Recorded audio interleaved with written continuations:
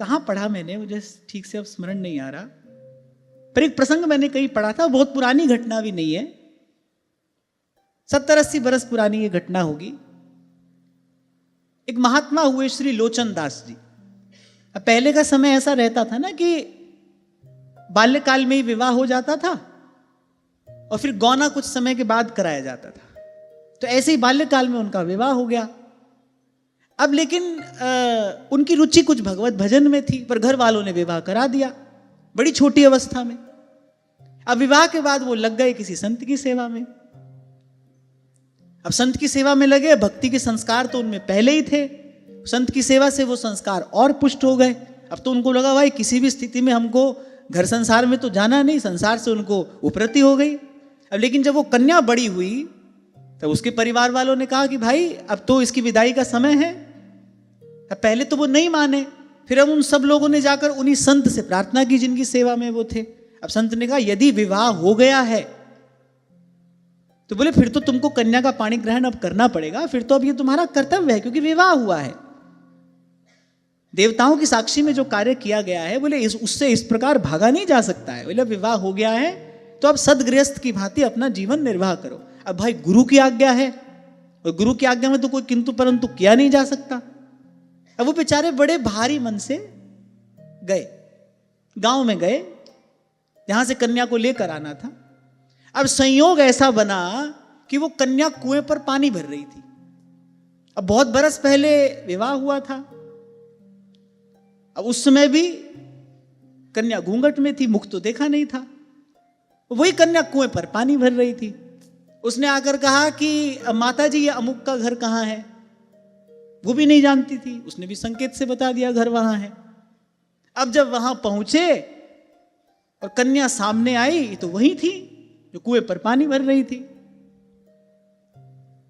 अब उन्होंने जाकर कहा कि देखो हम इस जिह्वा से भगवान का नाम जपते हैं, हमारे गुरु की कृपा से हमको भगवान नाम मिला है।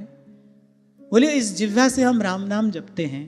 बोले इस जिह्वा से कभी भी असत्य भाषण ना करने का हमने संकल्प लिया है, मैं कृत संकल्प हूं। अब यदि तुम मेरी अर्धांगिनी हो, यदि तुम धर्म पत्नी हो, तो मेरा संकल्प तुम्हारा संकल्प हुआ और मैंने इस जिह्वा से तुमको माता जी कह दिया है।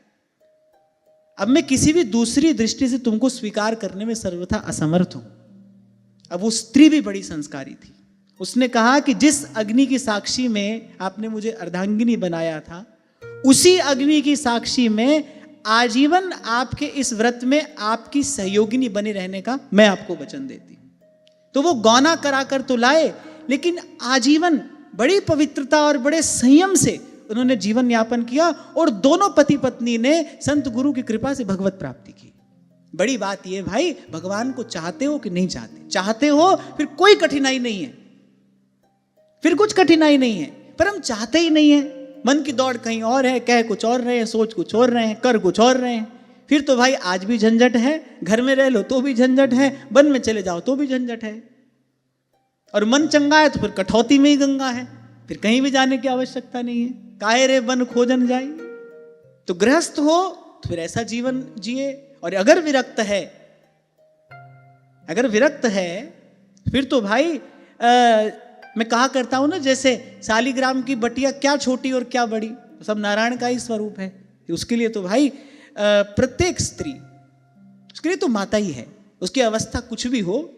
हमारे यहाँ संतों ने केवल कहा नहीं, और कहीं कहीं पर तो ऐसा देखने को मिला कि बहुत संतों ने तो कुछ नहीं कहा, केवल करके दिखाया।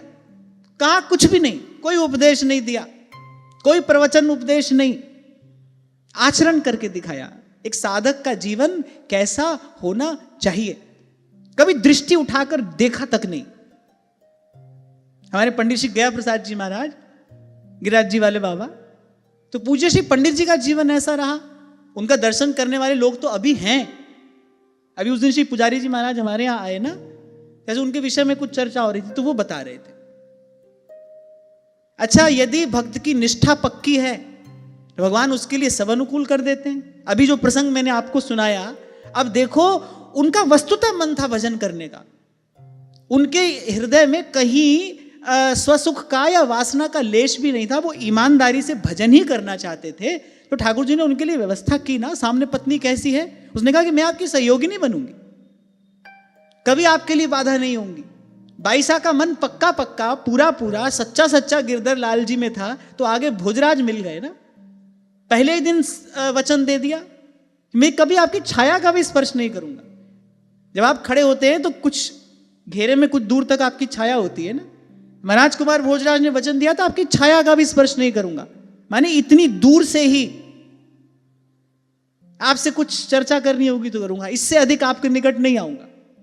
और उस धीर वीर ने ऐसा संकल्प निभाया, और इतिहास साक्षी है। बाईसा को गिरधरलाल बाद में मिले, उनको पहले ही मिल गए। पर भाई इस सब के मूल में क्या है, इस सब के मूल में चाह है। चाह संसार की है तो दौड़ संसार की ओर ही होगी।